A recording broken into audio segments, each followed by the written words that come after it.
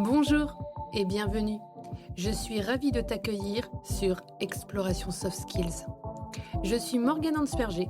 Je suis une entrepreneuse créative depuis 2020. Je vais recevoir ici des invités inspirants qui tous les 15 jours vont partager leur histoire.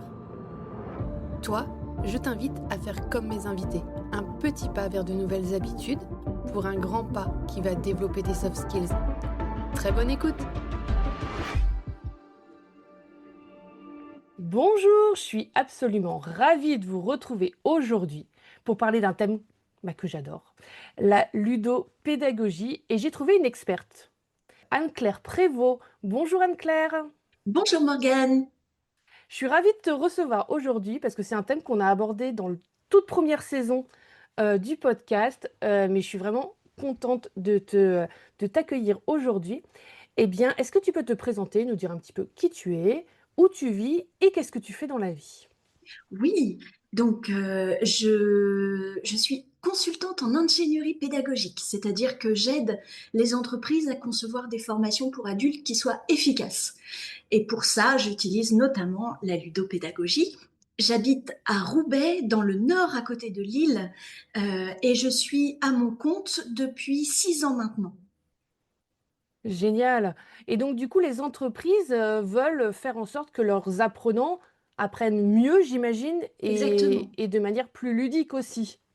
Oui, c'est ça. En fait, il faut trouver des moyens de rendre l'apprenant plus engagé dans sa formation.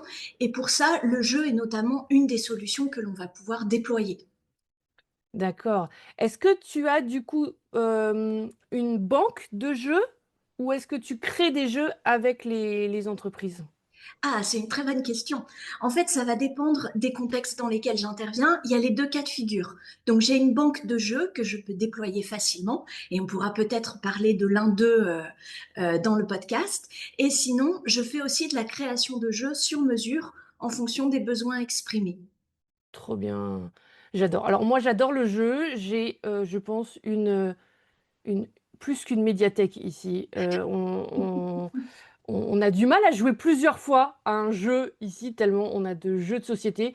Waouh! Et même cette année, on avait dit, nos enfants sont un peu plus grands, on va avoir moins de jeux. Et quand je regarde, en fait, j'ai déjà 3 jeux d'acheter. Et je suis trop contente, en fait. J'aime jouer, je trouve ça tellement intéressant. On développe beaucoup de soft skills et beaucoup de compétences avec les jeux de société et avec les jeux en général. Et je trouve ça vraiment hyper intéressant, en fait.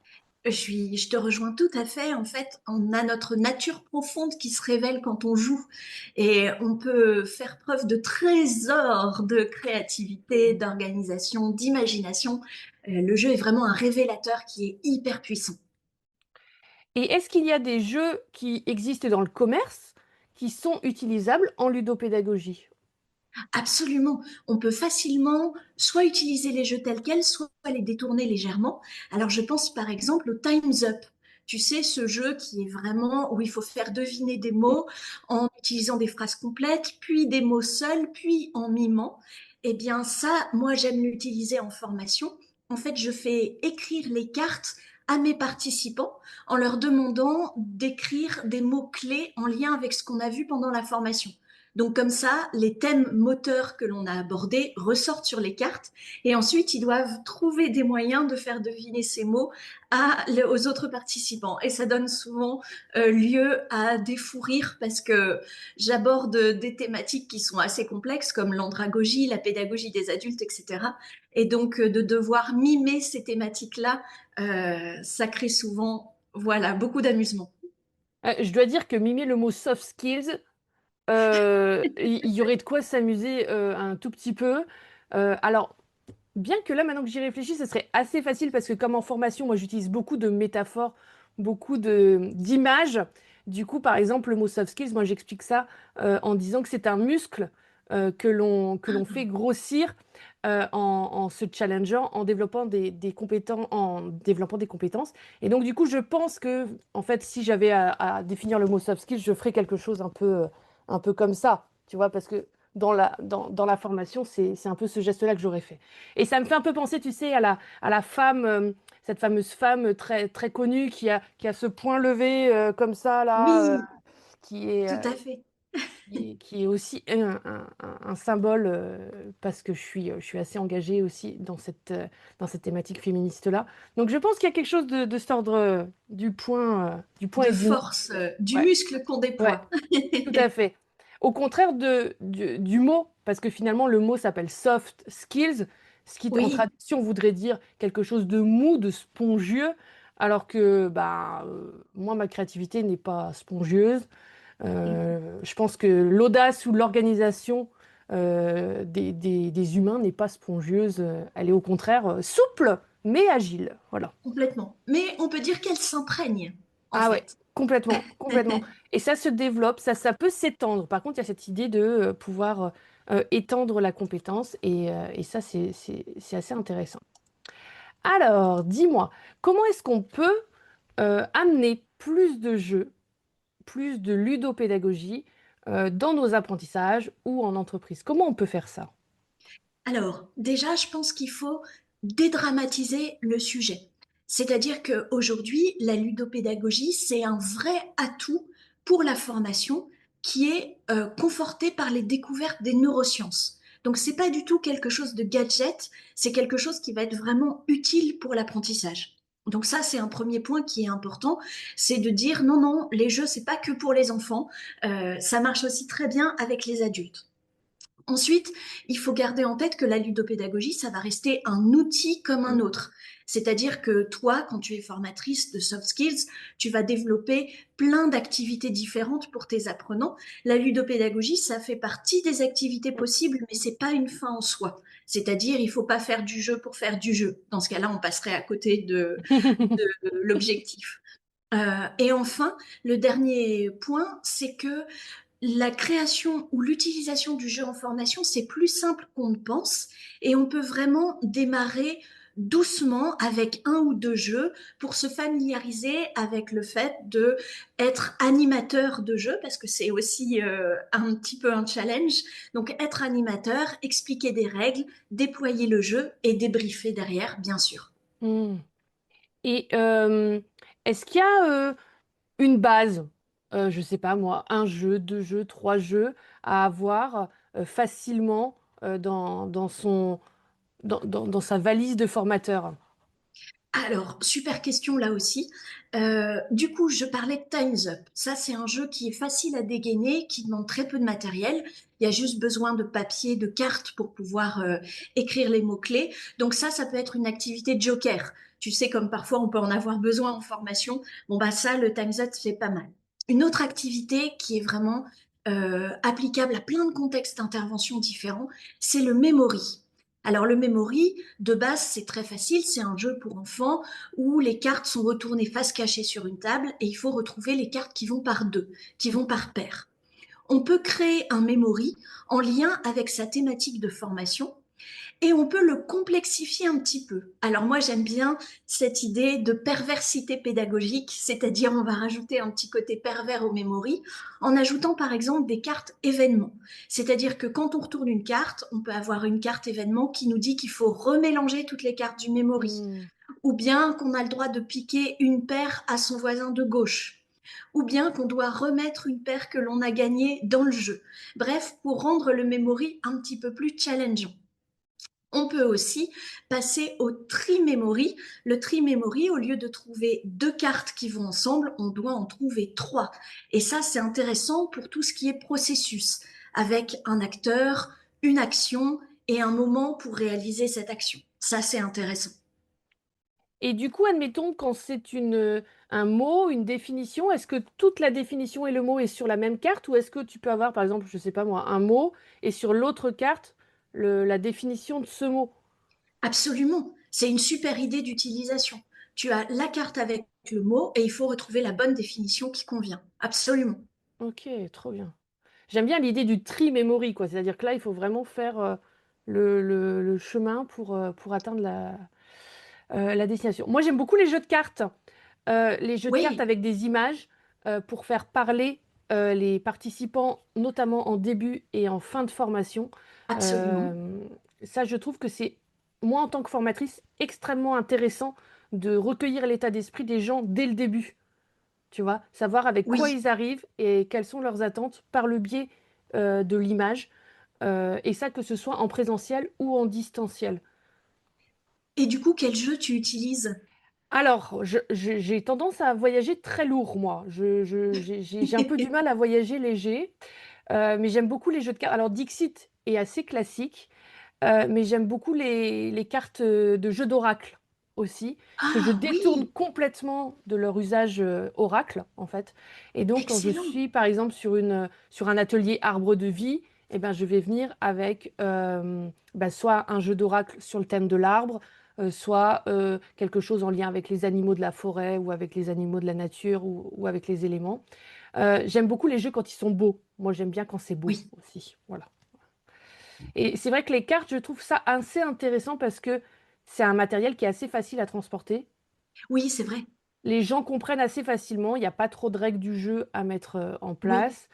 Moi, je l'utilise soit en le posant sur la table, soit en fin de journée, je les pose carrément par terre et je laisse les gens déambuler, tu sais, marcher excellent. autour des cartes pour faire un petit bilan de la journée, voilà, avec quoi vous repartez, ce genre de choses. Je trouve que ça, c'est assez facile à mettre en carte, même avec un jeu de cartes Dixit, hein, qui est un jeu qu'on achète dans le commerce. Mais après, vous trouvez des magnifiques jeux sur Vinted qui sont très très beaux, quoi. Moi, j'aime quand c'est beau. Voilà. Et Vinted, c'est une très bonne idée pour trouver des jeux pas chers et voilà, qu'on peut détourner facilement en formation. Super recommandation. Tout à fait. Et tu parlais de jeux. Moi, j'ai aussi hybridé des jeux. Est-ce que ça aussi, c'est quelque chose que tu fais? Bien Alors, sûr, raconte-nous. absolument. Eh ben, dis-moi, toi. Eh bien, moi, j'ai récupéré un jeu, je ne sais pas si vous connaissez, c'est un jeu où en fait, tu as c'est un peu comme un, comment on appelle ça? Un puissance 4, tu sais, tu dois mettre 4 Oui, 4 comme ça, mais avec des personnages. Donc, moi, d'accord, j'ai une catégorie de jeux chez moi qui sont les jeux féministes. Parce que d'accord. je fais des animations jeux féministes. Et donc, du coup, j'avais acheté en vide-grenier un jeu comme ça où tu dois aligner les princesses. Donc c'était tout sauf féministe au démarrage, hein. Voilà, on partait de loin, tu vois, dans le jeu. Mais du coup, je l'ai acheté pas cher du tout. Mais au lieu de mettre des princesses dessus, eh bien, j'ai mis des femmes de l'histoire. Ah, Et là, c'est plus la même chose. C'est-à-dire que là, bah, faut que j'aligne 5 Frida Kahlo. Euh, mais évidemment, que je joue face à face avec mon partenaire et que on ne voit pas les mêmes choses. bien sûr. Et que donc, du coup, lui va me pousser mes pions et inversement. Ça, c'est des jeux que j'ai hybridés, moi. J'aime beaucoup ça, hybrider des jeux, Oui, parce que du coup, généralement, les gens connaissent les règles ou sont faciles à expliquer. Et du absolument. coup, c'est assez facile de jouer tout de suite, en fait. Voilà, c'est ça. Et tu vois, là, tu donnes encore un nouvel exemple hyper intéressant de la manière dont on peut utiliser la ludopédagogie facilement. Tu vois, le fait d'hybrider un jeu, c'est tout à fait OK. Au contraire même, comme tu le dis, tu vas gagner du temps dans l'explication des règles. Mm. Les gens vont se sentir à l'aise parce qu'ils connaissent l'environnement. Et en même temps, tu as un impact très fort parce que tu vas utiliser le jeu au service d'un message que tu veux faire passer. Mm. Donc, Ouais, super ouais, exemple. ouais, ouais. J'ai vu aussi que là, je l'ai imprimé, mais je ne l'ai pas encore mis tout à fait en place. Avec les jeux des petits chevaux ou avec les jeux de loi, il y a possibilité de venir changer les règles, en fait, Bien pour sûr. l'adapter à son sujet, en fait. Absolument, complètement. Le jeu de loi, ça marche toujours très bien, en posant des questions sur le thème de la formation, en fonction des cases sur lesquelles on tombe, etc. Ouais. Moi, j'aime quand c'est simple, tu vois.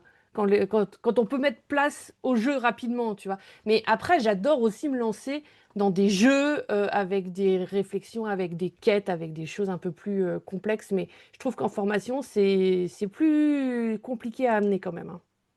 Pour utiliser le jeu en formation, j'aime bien dire aux gens qu'il faut proposer des jeux dont les règles peuvent s'expliquer en moins de 2 minutes. Hmm.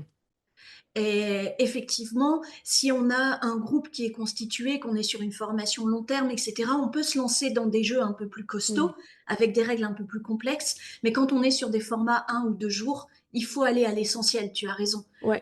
Et il faut expliquer rapidement pour pouvoir jouer rapidement.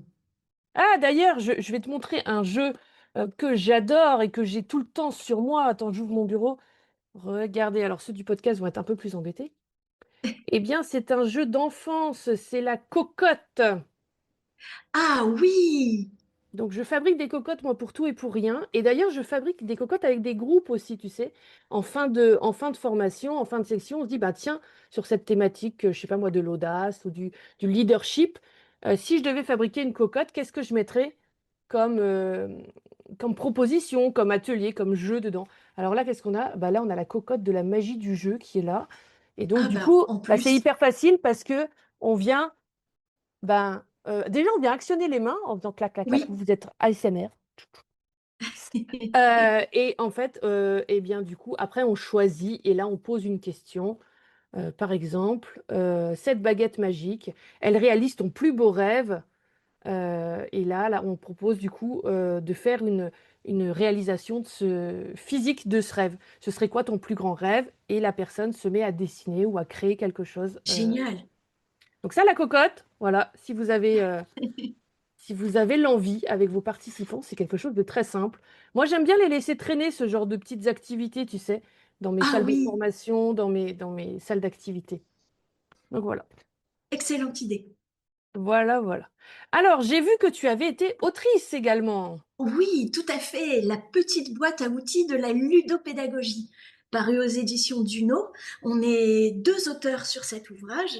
En fait, on a combiné une trentaine d'outils pratico-pratiques avec les règles du jeu, le matériel nécessaire, le cadre dans lequel on peut déployer l'activité, de manière à rendre la ludopédagogie accessible au plus grand nombre de formateurs, d'intervenants, de managers qui ont envie de booster un peu leur réunion de travail. Donc voilà, une trentaine d'outils facilement déployables en tout cas dans des contextes de formation ou d'intelligence collective. Ok. Et ça aussi bien dans le domaine de l'entreprise que dans le domaine de l'instruction, de l'école? Tout à fait, ça peut Ok. s'appliquer, tu as tout à fait raison, ça peut s'appliquer dans les deux cas de figure. Ok, trop bien. Bon, bah écoute, alors ça, moi j'adore les livres de cette collection-là. C'est toujours Oui, très pratico-pratique et c'est ça que j'aime. C'est que on part pas dans la théorie, on explique un petit peu, mais on va vraiment dans le concret et dans le retour d'expérience que vous avez en tant qu'expert sur ces sujets-là. Je trouve ça vraiment très bien fait. ouais, tout à fait. La collection est vraiment pour les professionnels, par les professionnels. Trop bien. Très, très, très intéressant. Alors, est-ce que tu avais l'envie de nous partager quelque chose que les participants pourraient éventuellement expérimenter, tester aujourd'hui, demain, dans les jours à venir?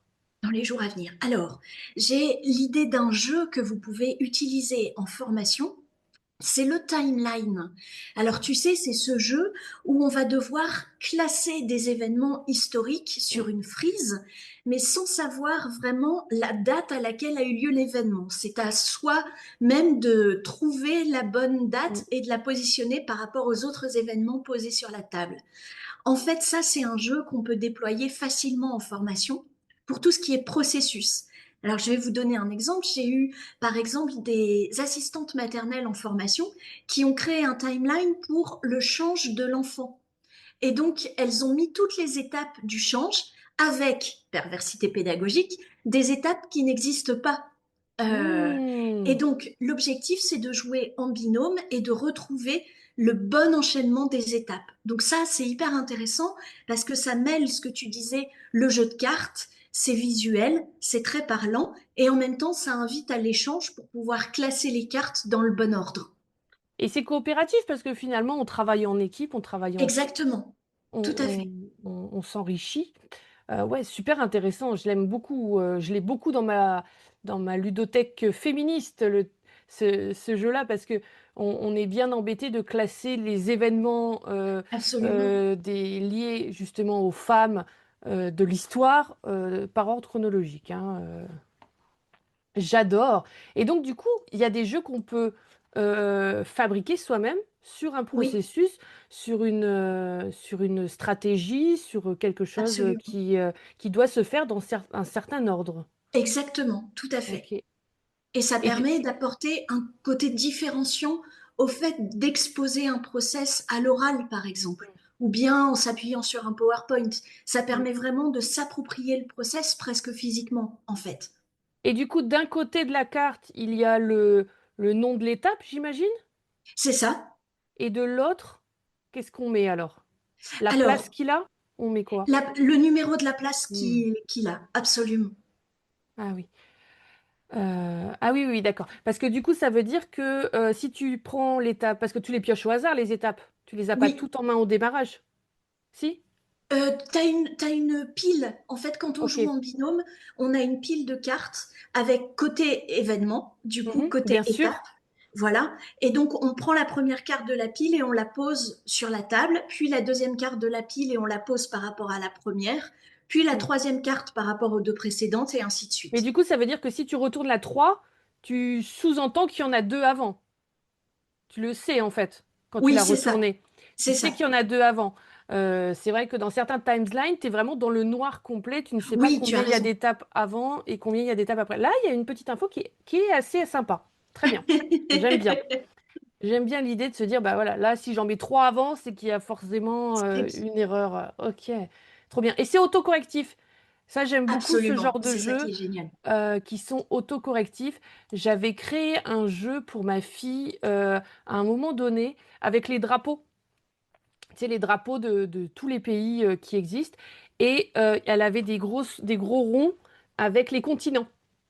Et donc, il fallait D'accord. qu'elle essaye de remettre les drapeaux dans le bon continent. Et au dos de la carte, elle avait un petit point de couleur qui, du coup, lui vérifiait qu'elle était bien dans le bon Dans le bon continent, continent.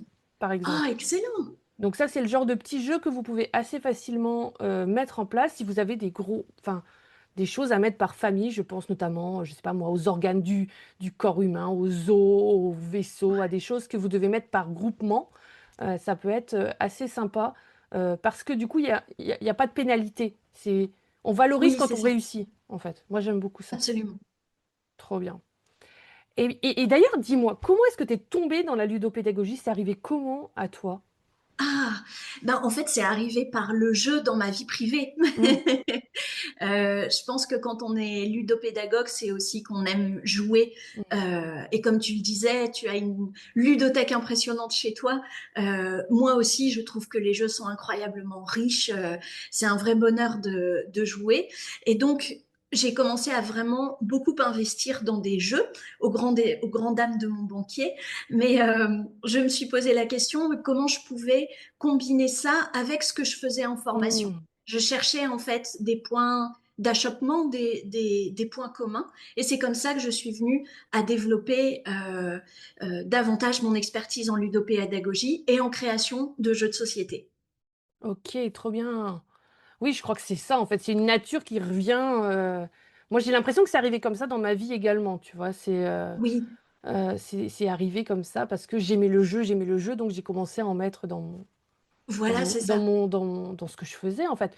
Euh, voilà, très, très, très intéressant. Est-ce que tu as déjà... Donc, tu as fabriqué des jeux avec des groupes et tout ça.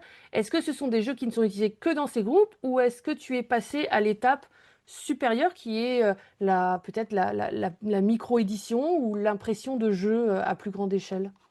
Alors, j'ai la chance d'avoir conçu des jeux qui ont été édités. Alors, dans le cadre des entreprises qui m'avaient passé commande. Donc, Hmm. un premier jeu que j'ai créé, c'était autour du droit social pour les managers. Donc, un sujet qui envoie pas du rêve dit comme ça, mais c'était un jeu de plateau dans lequel il fallait réaliser des missions correspondant à l'attribution des congés, à la gestion d'un arrêt maladie, au harcèlement, etc. Donc ça, c'est un premier jeu qui est sorti à 5 ou 6 exemplaires, je crois, mais on Mhm. avait 5 ou 6 boîtes de jeux qu'on proposait du coup en formation pour les managers. Là, plus récemment, j'ai conçu un jeu pour le roi Merlin autour de l'économie circulaire.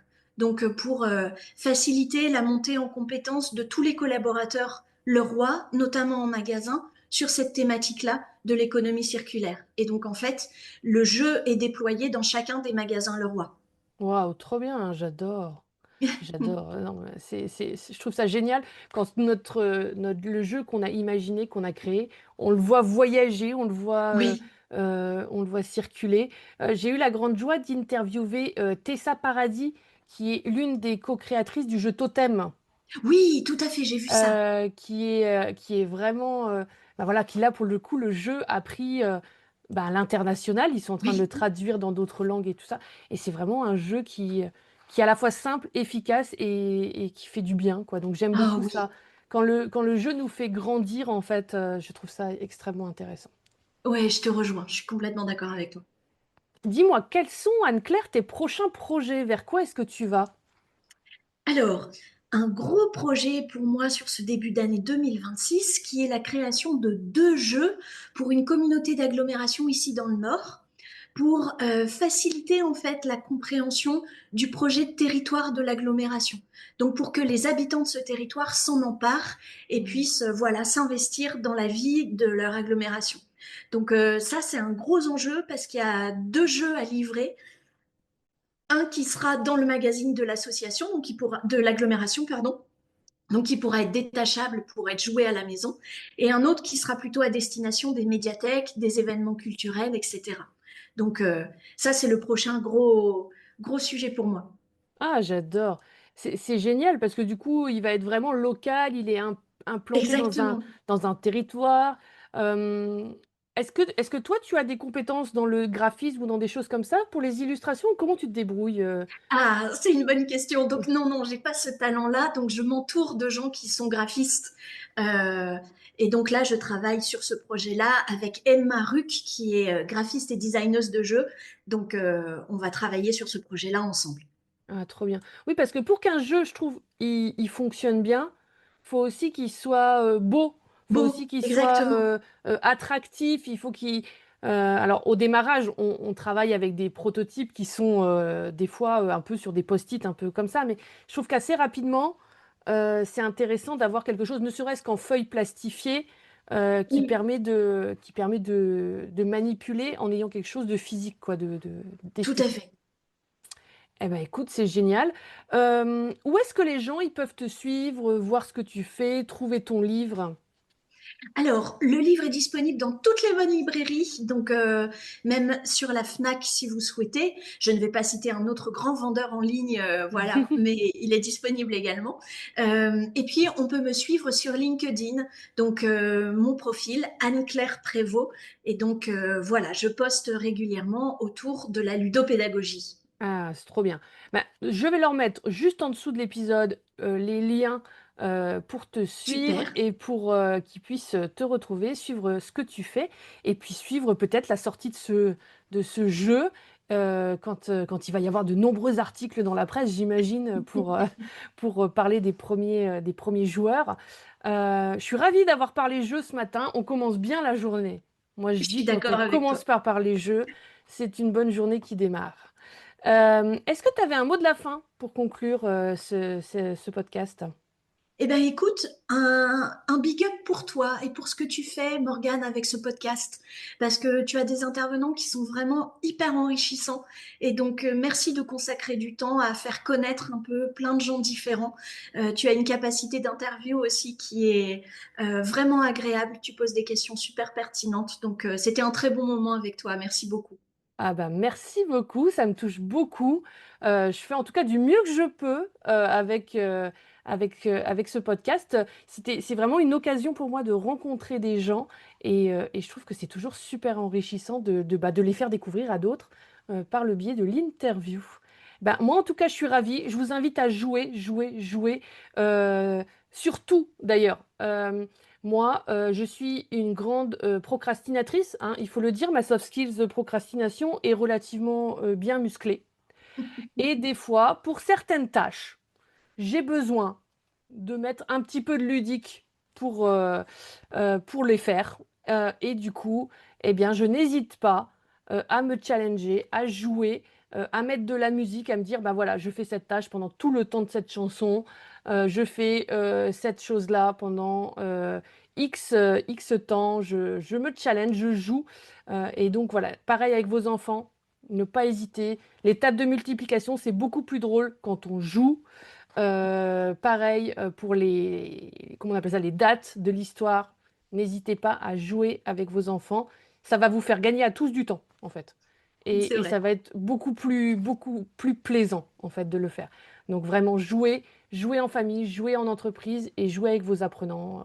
Voilà. Et vous allez tous à y gagner, je pense. Merci beaucoup, très très bonne fin de journée à tous et à toutes. Et on se retrouve très vite pour une nouvelle session avec un nouvel invité, une nouvelle invitée. À très bientôt, au revoir. Je te remercie d'avoir écouté cet épisode. On se retrouve dans 15 jours. Si cet épisode t'a plu, je serai ravie de lire ton commentaire et de voir ton like. Toi aussi, tu peux faire rayonner les soft skills en partageant cet épisode. Et pour continuer à les explorer, tu peux t'abonner à cette chaîne ou me retrouver sur tous mes réseaux sociaux sous le nom Morgane Ansperger ou Morgane Facilitation. Je te souhaite une très belle journée. À très vite!